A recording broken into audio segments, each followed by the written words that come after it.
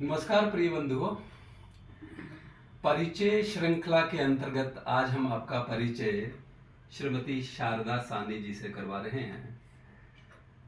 शारदा सानी जी, आपका स्वागत, अभिनंदन आपका।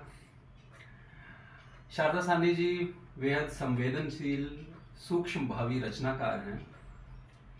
हिंदी पंजाबी में निरंतर लिख रही है, गद्य और पद्य दोनों, और इनकी कविताओं में स्वयं की तलाश, भीतर की अकुलाहट, मंजिल पा लेने की ललक, और यही कुछ विषय इनकी कहानियों में भी मिलते हैं। छोटे छोटे प्रतीकों और संकेतों की भाषा में बहुत बड़ी बात कहती है। बहुत सरल, सहज, विनम्र शारदा सानी जी। आज के इस परिचय श्रृंखला में आपका एक बार पुनः स्वागत। दीदी, कुछ अपने बचपन के बारे में बताइए। साहित्य से कैसे परिचय हुआ, इस बारे में। असल में शायद मैं 4th या 5th में तब पढ़ती थी, जब मुझे ऐसा लगता था, किसी न्यूज़पेपर में देखती थी जब बच्चों ने कुछ लिखा हुआ है, कोई कहानी छपी है उनकी, तो मुझे लगता था मैं भी लिखूं और मेरा भी छपे। लेकिन उस वक्त मैं कुछ ऐसा नहीं कर सकती थी कि मैं छपवा सकूं, क्योंकि मुझे पता नहीं था। बाद में ऐसा करती थी मैं कई बार कि लिख के ले जाती थी और बच्चों को अपनी कहानियां और कविताएं सुनाया करती थी क्लास में। उसी से मेरा जो था ये बचपन का जो सपना, वो फिर बाद में पूरा हुआ। पता नहीं कैसे, वो भगवान की कृपा थी शायद मेरे ऊपर, बाद में हुआ, उस समय नहीं। और जो पहला आपका लेखन आपने हिंदी से आरंभ किया, मुझे लगता है आपकी ये पग ध्वनि आपका पहला काव्य संग्रह है। पहला लेखन श्रीनगर में मैंने एक कविता लिखी थी। अच्छा। डल झील पर। अच्छा। और वो कविता मेरी छपी थी डल झील, और मेरे हस्बैंड के नाम पर छपी थी। मुझे इतनी खुशी हुई कि मैं बता नहीं सकती उस समय। और उसके बाद फिर दूरदर्शन में मेरा एक कहानी मैंने दी थी वहाँ श्रीनगर में। बस उसी से फिर आगे चलता गया। मैं अक्सर रेडियो में, दूरदर्शन में देती थी प्रोग्राम्स, और बच्चों के लिए खास तौर पर तब मैं लिखा करती थी। तो प्रकाशित साहित्य आपका जो था, ये जो आपकी पुस्तकें, 6 पुस्तकें सामने हैं, ये अभी रिटायरमेंट के बाद केवी में मैं जॉब करती रही, तो रिटायरमेंट के बाद मेरी पहली पुस्तक प्रकाशित हुई पग ध्वनि जी। तो उसके बाद धीरे धीरे फिर मैंने और लिखा और मेरा छपता गया। तो सबसे बड़ी बात है कि मैंने संग तराश लिखी थी, एक पुस्तक जो मेरी अंतर्राष्ट्रीय, जिसमें से मुझे पुरस्कार मिला। और उसके बाद तो फिर काफ़ी मतलब लगा कि मैं लिख सकती हूँ, मैं बहुत अच्छा लिख सकती हूँ, कोशिश करूँ तो। लेकिन अब मैं नहीं लिखती हूँ, कारण मेरे को पता नहीं, जिधर वो ले जाता मैं उधर चल पड़ती हूँ। अब मुझे लिखना भी अच्छा नहीं लगता, बस अपने आप में मस्त रहना, उसको याद करते रहना, वो ज़्यादा अच्छा लगता है। मैं चाहूँगा कि हम आपसे बातचीत करते रहें, आपके अतीत में भी जाएंगे, वर्तमान में तो हैं ही, भविष्य में भी जाएंगे, लेकिन पहले मैं चाहता हूँ आप अपनी कोई रचना पढ़ दें। अगर ये पहली पग ध्वनि से कोई रचना पढ़ दें या कोई अन्य, ताकि ये दोनों बातें समानांतर चलती रहें। आपकी रचनाओं से भी हम परिचित होते रहें और आपके जीवन परिचय से। पग ध्वनि जब मैंने लिखी है तो मुझे यूँ लगता था कि दुनिया की हर चीज़ में भगवान के पैरों की झंकार है, और वही झंकार मुझे अक्सर सुनाई देती थी। ये पूरी पुस्तक ही लगता था कि मतलब हर कविता यही लगती थी कि उसके पैरों की झंकार है और कुछ नहीं, अन्यथा है ही नहीं। यहाँ ये पेड़, ये पौधे, ये नदियाँ, ये इंसान, ये पक्षी, सब वृक्ष, सब मुझे लगता था कि भगवान के पैरों की आवाज़, उनके आवाज़ में भगवान के पैरों की आवाज़ है, जिसको मैंने इस पुस्तक में। तो उसमें से कुछ पढ़ दीजिए, कोई भी पढ़ दीजिए, जो भी आपके मन में रुचि है उसको पढ़ दीजिए।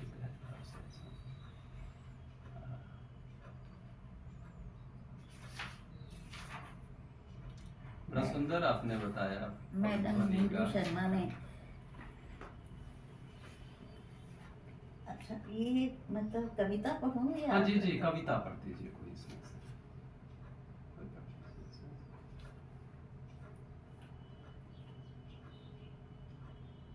आपके लेखन से, आपके स्टाइल से, आपके शिल्प से भी परिचित हों लोग, इसलिए। यह छाँव, यह छल, यह छलावा, यह छलिया, मैं तो एक तरंग हूँ, एक मौज हूँ तेरे अस्तित्व की। मुझे तेरे छल से कोई सरोकार नहीं।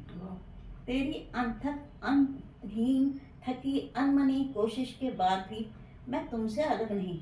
ये धूप, ये छाँव, ये प्यार, यह आसक्ति, ये रिश्ते, ये नाते, ये मित्र, ये प्रियजन, ये हर्ष, ये अकुलाहट, ये काल का बेताब चलना, ये दिन रात का धीरे धीरे सरकना, ये चांद, ये सूरज, सब अंत में अर्थहीन क्यों लगते हैं मुझे।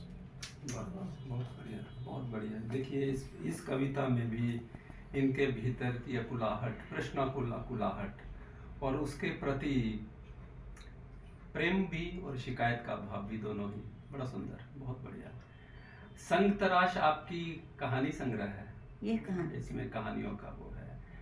तो आपने अधिकतर मुक्त छंद में लिखा है, छोटे छोटे प्रतीकों के रास्ते अपने बात व्यक्त की है। आप कुछ जो हमारी साहित्यिक गतिविधियां होती रही हैं उनसे भी जुड़ी रही हैं।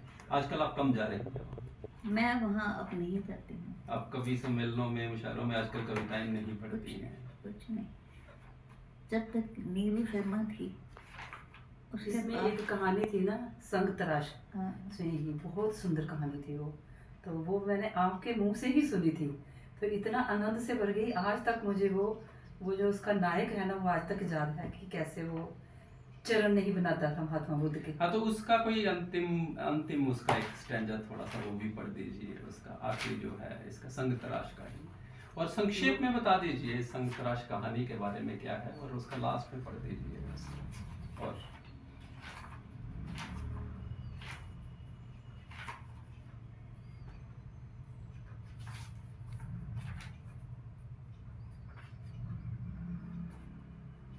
यदि मैं ये पूछूं आपकी कहानी पढ़ने से पहले कि आपके लिए कहानी के द्वारा अभिव्यक्त होना कविता के द्वारा अभिव्यक्त होने से कैसे अलग है, क्या कहेंगे आप?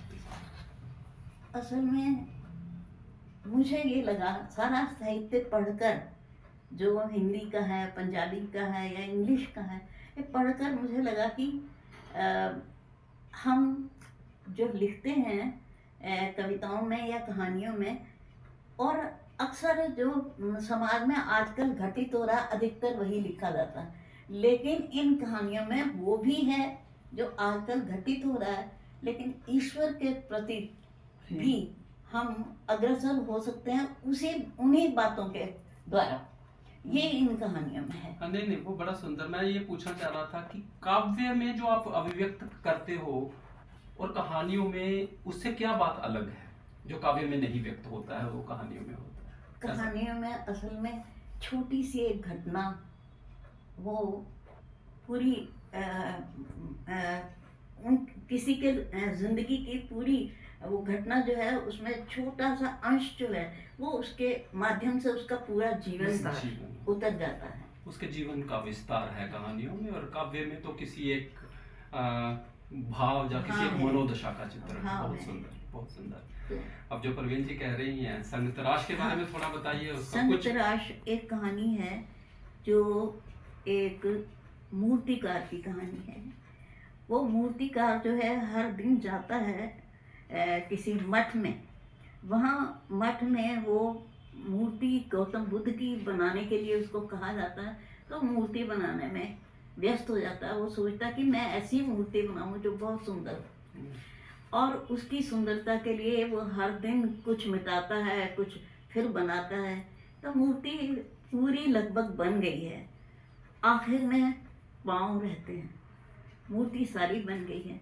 तो जो इंचार्ज है वो आते हैं, पूछते हैं कि भाई तू रोज आ जाता है, पैर क्यों नहीं बना रहा, खत्म कर इसको, सारा कुछ बन गया है, उसको खत्म कर। कहता है मैं रोज तेरे को पैसे दे देता हूँ और तू बना नहीं रहा है। वो कहता है कि जितने भी पैसे आपने मुझे दिए हैं वो सब वापस ले लो। मुझे पता नहीं लग रहा कि वो पाँव कैसे होंगे जिस पर सारी दुनिया झुकती है। बहुत सुंदर, बहुत सुंदर। इसी बात पे वो वहाँ बाद में भी आता रहता है, झोला लेके रोज अपना सामान लेके आ जाता है, लेकिन वो पाँव पूरे कभी नहीं होते। बहुत सुंदर, बहुत सुंदर। इसका कुछ अंतिम अंतरा अगर पढ़े, इसका अंतिम पैराग्राफ इसका इस कहानी का, बहुत बहुत खूबसूरत एक दार्शनिक बात है, भावात्मक बात है, जिसको आपने कहानी के रूप में बुना है, चित्रित किया है।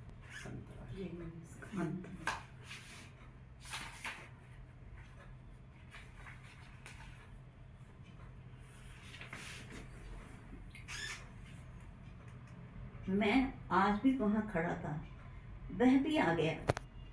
उस संत राश ने किसी की ओर नहीं देखा, बस मूर्ति को ओर देखा। उस मूर्ति के चेहरे पर हाथ फेरा, धूल झाड़ी, और मैंने देखा मूर्ति व संत राश की परछाइयाँ दीवार पर बने मांगलिक चिन्ह की ऊपर चिपकी हुई थी। वह एक थी, बस एक। बहुत बढ़िया। शारदा जी, मैं पुनः आपके बचपन की ओर लौटना चाहूँगा कि गुरदासपुर पंजाब में आपका जन्म हुआ। हाँ। और कैसा था आपका बचपन? बचपन असल में मैंने वहाँ गुजारा नहीं, कुछ गुजारा पार्ट, लेकिन अलीगढ़ में मैंने 5th की। अलीगढ़ का? मेरे पापा थे वहाँ, अलीगढ़ यूपी में। अच्छा, वहाँ आप पढ़े हैं? वहाँ से 5th तक। उसके बाद वो मुंगेर चले गए बिहार में। तो बिहार में मैंने 10th की। लेकिन मेरी मम्मी उस समय बीए थी, तो कुछ पार्ट जो है 5th के बाद 6th 7th मैंने की नहीं। उन्होंने मेरे को एकदम 8th में ले लिया जब मैं बिहार में पहुंची। तो बहुत छोटी थी उस समय मैं, मेरे 2 साल तो वैसे ही बच गए। तो 12 साल की एज में मैंने 10th कर ली थी। 12 साल की? 12 साल की एज में मैंने 10th कर ली थी। और 10th करने के बाद फिर मैं लौट आई अपने ननिहाल। वहाँ पर मेरी मम्मी ने भेज दिया कि आगे और पढ़ेगी। कहाँ पे था वो? अमृतसर। अच्छा जी। तो वहाँ अमृतसर में मैंने 12th की, मगर 12th करने के बाद फिर मतलब मेरे घर वालों ने मुझे आगे नहीं पढ़ने दिया। उन्होंने मेरी शादी कर दी कि चलो ठीक है, अब इसकी शादी कर, तो पढ़ेगी तो नहीं ना। तो शादी करने के बाद फिर 11 साल के बाद मैंने सोचा मैंने बीए करनी है। चाहती थी मैं करना, मगर कोई रास्ता नहीं निकल रहा था। उसके बाद मैंने श्रीनगर यूनिवर्सिटी से मैंने बीए की, और बगैर किसी गाइडेंस के, ना किसी कॉलेज में गई ना किसी स्कूल में, खुद नोट्स लेके पढ़ती रही, और उसी से मेरी बीए हो गई और बड़े अच्छे नंबर आए। बहुत बढ़िया। साहनी साहब का सहयोग मिलता रहा? उनका साइंस था, मेरे तो अच्छा। 8 सब्जेक्ट थे। तो वो भी सोचते थे कि ऐसे ही ये कर रही है। लेकिन जब नंबर अच्छे आ गए तो उसके बाद उन्होंने सोचा कि अब ये पढ़ सकती है। मैंने सोचा मैं बीएड भी कर लूँ। उसके बाद मैंने बीएड कर ली। तो बीएड करने के बाद मैंने केवी में अप्लाई किया और मुझे जॉब भी मिल गई, और अच्छी जॉब मिली। टीजीटी हिंदी में सेलेक्ट हो गई और बड़ा अच्छा रहा मेरा। और अजीब बात है कि मैंने जो सोचा नहीं था वो मेरे साथ कैसे घट गया मुझे नहीं पता। हाँ, ये बात ज़रूर है कि मेरे मन में बहुत था कि मैं बहुत अच्छा कुछ करूं जिंदगी में, ऐसा मन में रहता था। तो मेरे को उन्होंने टीजीटी की क्लासेस की बजाय पीजीटी की क्लासेस दे दी। 11th 12th मैंने वहाँ पढ़ाई शुरू में। बस उससे फिर मेरा और कॉन्फिडेंस बढ़ गया, रास्ता खुल गया। तो मेरे साथ एक और टीचर थी, वो वही टीचर थी। वो मज़ेदार बात थोड़ा सा सुनाऊंगी। वो पीआरटी थी, तो वो टीजीटी सेलेक्ट हुई थी साइंस। तो जब वो जाती थी, बच्चे क्लास में उल्लुओं की बोली बोलते थे, तो मुझे कहती थी तू इनको कैसे करती है, ये कैसे तेरा मान जाते हैं। तो मैं अक्सर पढ़ाते हुए भी अध्यात्म साथ जोड़ देती थी। आध्यात्मिक बातें न घर में बताई जाती हैं, न स्कूल में, न कहीं और। तो बच्चे बड़े गौर से सुनते थे, और पता नहीं क्यों उनको इतना इंटरेस्ट आता था कि वो फिर और पूछते थे। और कई बच्चे तो ऐसे होते थे, वो अलग से आके कई अपनी प्रॉब्लम्स पूछते डिस्कस थे। करते थे। और उसके बाद डिस्कस करने के बाद वो फिर मैं कहती है ऐसे नहीं ऐसे करो, ऐसे नहीं ऐसे करो, क्योंकि शुरू से पता नहीं क्यों मैं शुरू से ही अध्यात्म के साथ जुड़ी हुई थी। वहाँ मुझे बहुत सारी बुक्स मिली, उस बड़ी रिच लाइब्रेरी थी वहाँ, जिसमें मुझे कुरान, बाइबल, अपने वेद, जो पुराण, जो भी मुझे पुस्तक मिली मैं पढ़ती चली गई। रामकृष्ण परमहंस, तो रामकृष्ण परमहंस के बारे में जब मैंने पढ़ा, पूरा उनका था वहाँ पर, उनके पास पूरा था। तो पढ़ने के बाद एक बुक मेरे से छूट गई थी, जो कि लाइब्रेरियन खुद चलकर आए वहाँ से किताब लेके मुझे देने के लिए, कि आपने ये छोड़ दी, ये भी पढ़ लो। और वो बहुत महंगी किताब थी, बाहर की किताब थी। कहने लगे ऐसे मैं किसी को देता नहीं हूँ, ये सिर्फ आपको दी है। तो मुझे बहुत अच्छा लगा, और उन्हीं में से कुछ चुन चुन के बातें मैं बच्चों को जब बताती, तो बच्चे उसमें इतने लगन से सुनते कि मैं कह नहीं सकती। बस उसी से मेरा बढ़ता गया। फिर मैंने एमए करी बाद में, वो भी प्राइवेट, तो साथ साथ पढ़ाती भी रही। एमए करने के बाद मैंने पीजीटी के लिए अप्लाई किया, तो सेलेक्ट हो गई एज पीजीटी। और पीजीटी में जब सेलेक्ट हुई, तो मेरे से काम इन्होंने लिया प्रिंसिपल का। मुझे उन्होंने हमेशा, जहाँ पर स्कूल में प्रिंसिपल नहीं होते वहाँ भेज देते। 2-4 महीने या साल भर भी, अखनूर में मैंने लगभग 2 साल एज प्रिंसिपल काम किया। तो इसी तरह से फिर यहाँ दमाना में भी एज प्रिंसिपल काम किया। तो इस तरह से चलता रहा बड़ा अच्छा। और उसके साथ साथ मुझे इंटरेस्ट था ड्रामास करवाने का, लिखना और ड्रामास करवाने। और बच्चे इतने खुश होते थे जब मैं ड्रामा करवाती या कुछ भी करवाती, तो उनको लगता था कि ये पता नहीं हमें। और फिर रेडियो स्टेशन ले जाना, उनको तैयार करा के रेडियो स्टेशन ले जाना। कोई मुझे कहता नहीं था, उनको मिल जाते थे तब 250 और मुझे 500 मिल जाते थे। मैं उनको लेके चली जाती थी, बच्चे बड़े खुश होते थे। मैं उनको चाहे मारती थी, चाहे उनको गालियाँ भी निकालती थी। गालियाँ तो खैर ऐसी नहीं निकालती थी, कुछ भी कह दूँ मैं, मेरा कहना उन्होंने कभी किसी बच्चे ने मना नहीं किया, चाहे वो 12th का हो, चाहे 10th का हो, चाहे। और छोटे बच्चे भी, बहुत अच्छा रहा। मेरे को तो लगा ही नहीं कि मैंने जॉब की, क्योंकि आपने प्रेम किया, वो पैशन, वो जुनून आज अध्यापकों में नहीं है। और वो अपने पढ़ाने को ही, अध्यापन को ही प्रेम करना और बच्चों से प्रेम करना, जो देखने को नहीं मिलता है।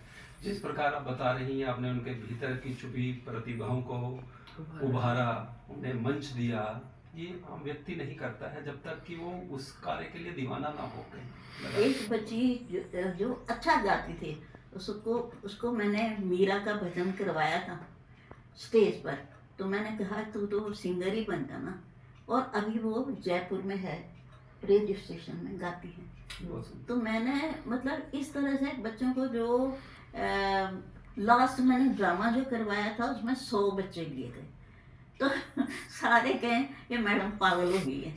और वो इतना अच्छा गया वो ड्रामा मेरा, कि लोग ये हैरान थे कि करवाया किसने, पूछने आए कि ये करवाया किसने। और उसमें अजान पढ़नी थी। मोहम्मद ने एक लड़का लिया था, वो पता नहीं कहाँ से तैयार करके आया, छोटा सा लड़का था 6th का। अभी तक मुझे उसकी अजान ही भूलती, सारा हॉल गुंजा दिया था। यही कल्चरल एकेडमी का जो बड़ा वाला हॉल है।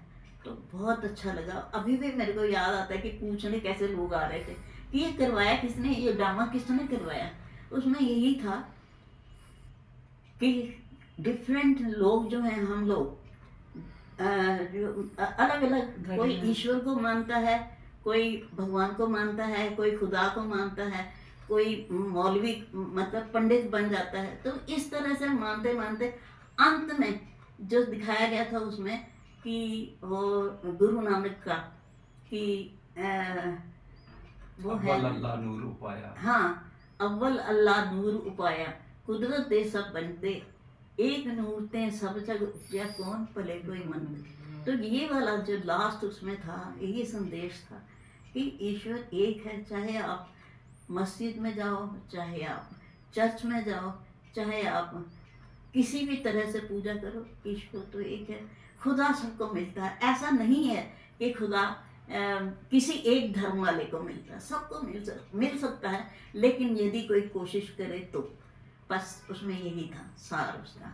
बहुत बढ़िया। और आपकी लेखनी का, आपकी कविताओं का सार भी इसी के इर्द गिर्द घूमता है। आपने पंजाबी में भी खूब लिखा है। हाँ, पंजाबी में देख रही हूँ। आपने कोई कच्चियाँ पंजाबी की भी कंधां कोई कविता सुनाइए पक्के आपकी। रंग। अच्छा मेरे को बताइए, पहली आपकी ये काव्य संग्रह है पगध्वनि, उसके बाद संग तराश आई है, कहानी संग्रह। नहीं, किस किस सीक्वेंस में आई है किताबें, थोड़ा बताइए इसमें।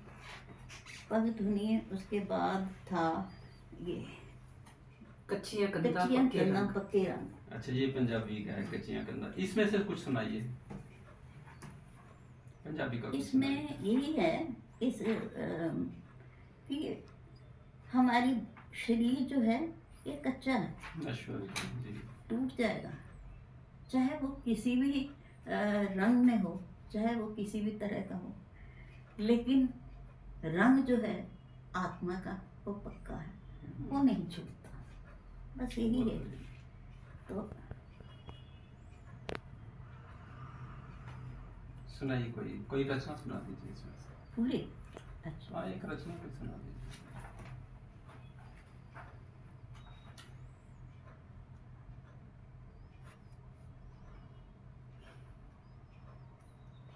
मैंने तो छोटे छोटे रखे हैं।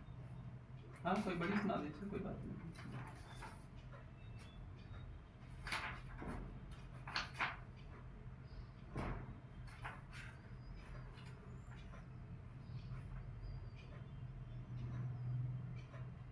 टाइटल बड़ा खूबसूरत है, कच्चियां कंधा पक्के रंग।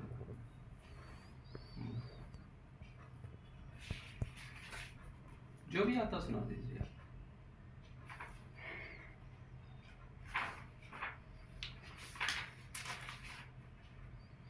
मैं शॉर्ट शॉर्ट सुना देती हूँ। नहीं पूरी सुना दीजिए, हैं? उसमें कोई जो भी निकलती है उसको सुनाए। चलिए। ਕਿਸੇ ਸਦੀ ਵਿੱਚ ਕੋਈ ਉੱਠੇ ਤੂਫਾਨ, ਤੇਰੀ ਨਦੀ ਤੇ ਪਿਆ ਦਾ ਪੱਥਰ, ਨਦੀ ਤੇ ਆਏ ਹੜ ਨਾਲ ਟੁਰ ਪਵੇ, ਰੁੜਦਾ ਰਵੇ, ਰਗੜਾਉਂਦਾ ਰਵੇ, ਘਿਸਦਾ ਰਵੇ, ਹੋ ਜਾਵੇ ਮਹੀਨ ਪੱਥਰ ਸਰੀਰ, ਪਿਘਲ ਪਿਘਲ ਕੇ ਮਿਟ ਜਾਵੇ, ਆਪਣੀ ਦੂਈ ਨੂੰ ਛੱਡ ਦੇਵੇ, ਉਸ ਦੀ ਆਤਮਾ ਦੀ ਉਸ਼ਣਤਾ ਬੱਦਲ ਬਣ ਕੇ ਉੱਠਦੀ ਰਵੇ, ਉਸ ਗਰਮੀ ਨਾਲ ਸੜ ਕੇ ਸੁਆਹ ਹੋ ਜਾਵੇ, ਉਸ ਦੀਆਂ ਲਕੀਰਾਂ ਮਿਟ ਜਾਣ, ਅੰਦਰਲੇ ਸਾਰੇ ਡਰ ਮਰ ਮੁੱਕ ਜਾਣ, ਰਤਾ ਰਤਾ ਕੋ ਕਿਸ ਕਿਸ ਕੇ ਉਹ ਪੱਥਰ ਪਾਣੀ ਨਾਲ ਰੁੜ ਜਾਵੇ, ਅਖੀਰ ਤੂੰ ਮਿਲੇਗਾ ਹੀ। बहुत अच्छा, बहुत अच्छा। एक फिर तो उर्दू का एक मिलेगा। शेर याद आ रहा है, मिटा दे अपनी हस्ती को अगर कुछ मर्तबा चाहे, कि दाना खाक में मिलकर गुलो गुलजार होता है। तो वो उसी भाव को आपने सुंदर ढंग से व्यक्त किया है। और सुनाइए। ਇੱਕ ਇਹ ਪੰਕਤੀਆਂ ਮੈਨੂੰ ਬੜੀਆਂ ਚੰਗੀਆਂ ਲੱਗਦੀਆਂ। ਤੂੰ ਖੁਦ ਚਾਹੇ ਤਾਂ ਆਪਣੀ ਹਵਾ ਤੇ ਆਪਣੀ ਕਬਰ ਬਣਾ ਲੈ, हम्म, ਤੂੰ ਖੁਦ ਚਾਹੇ ਤਾਂ ਆਪਣੇ ਆਪ ਨੂੰ ਆਖਰੀ ਸਿਖਰ ਤੇ ਪਹੁੰਚਾ ਲੈ, हम्म। ਬਾਜੀ ਤੇਰੇ ਹੱਥ 'ਚ ਹੈ। वाह, बहुत बढ़िया, बहुत सुंदर। कितनी लंबी यात्रा होती है किसी एक साहित्यकार की, उसे कुछ पन्नों में कुछ मिनटों में समेट पाना लगभग असंभव सा काम है। मेरे को हैरत हुई आपकी यह बात सुन के कि आजकल आप कुछ नहीं कर रही हैं, कुछ नहीं लिख रही हैं। पता नहीं क्यों, नहीं पता। क्या लग रहा है कि ये आपका अंतिम निर्णय है कि आप नहीं लिखेंगी, या लगता है कुछ देर के बाद कुछ और स्फुरना होगी आप नहीं, करेंगी? ये भी नहीं बात है। हम्म, पढ़ना भी पहले अच्छा लगता था, अब पढ़ती भी नहीं। बस पता नहीं क्यों नहीं, अच्छा लिखना भी नहीं अच्छा लगता।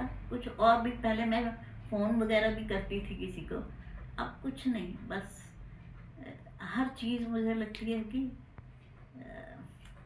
है नहीं कुछ भी। अगर तो इसमें एक आप उससे बेहतर, आप उससे बड़ा, आप उससे सूक्ष्म, अति सूक्ष्म हो रहे हैं और उसकी विविधता को और अच्छे ढंग से अनुभूत कर रहे हैं, तो शायद लिखने की आवश्यकता नहीं है। मुझे असल में कोई एक व्यक्ति मिले थे कभी, तो वो अक्सर मैं पढ़ती थी, तब बहुत पढ़ती थी, तो मना करते थे मत पढ़ा करो, मत पढ़ा करो, पढ़ती हो तो तुम